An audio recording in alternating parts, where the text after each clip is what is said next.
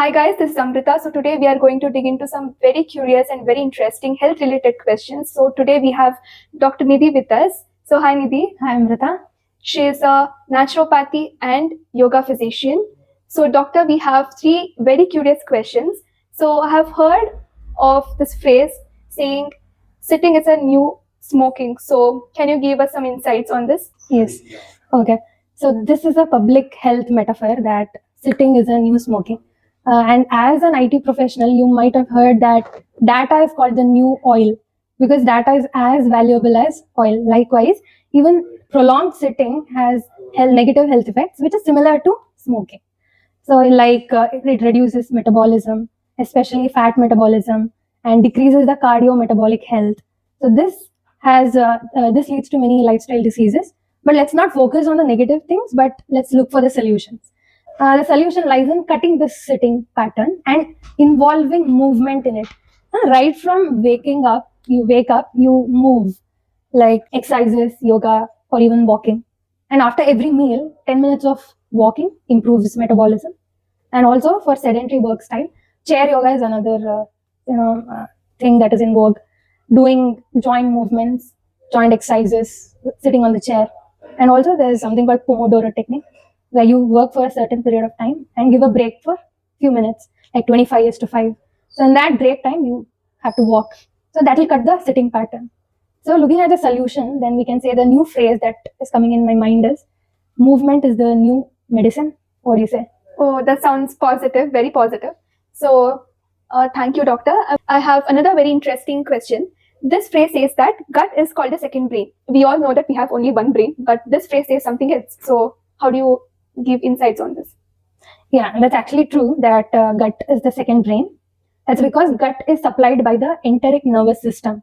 And it is an autonomous nervous system. So it regulates the digestion, absorption, assimilation, elimination.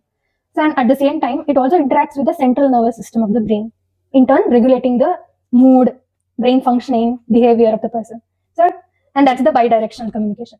And also, there are tiny microorganisms in the gut, trillions of tiny microorganisms, and they are said to regulate the brain functioning and mood. How?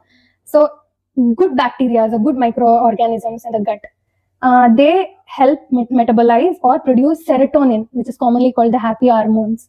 That will help us be happy. Yeah. So that's why, as naturopathy and yoga physicians, we give prominence to diet, good diet and nutrition to flourish these good microorganisms.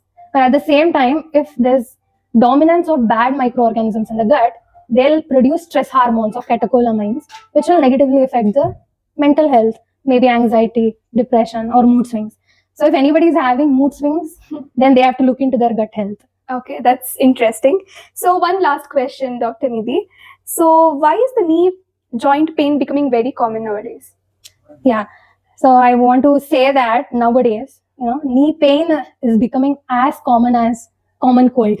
Mm-hmm. So there are various reasons. So one is because the knee joint is the weight-bearing joint. The weight of the upper body is borne by the knee joint. So that's the reason. Another is there's very less blood circulation in the joint surface of the knee joint. That is what we call as the less vascularity in the articular surface. Another thing for ladies, especially during menopause or after menopause, estrogen levels decrease and gradually it stops. Estrogen is very important for calcium metabolism, calcium absorption and maintenance of bone health. So these are few reasons. And again, let's focus on the solutions. So what to do is, one, manage your weight so that the pressure on the knee joint is reduced, and strengthen the muscles that support the knee joint.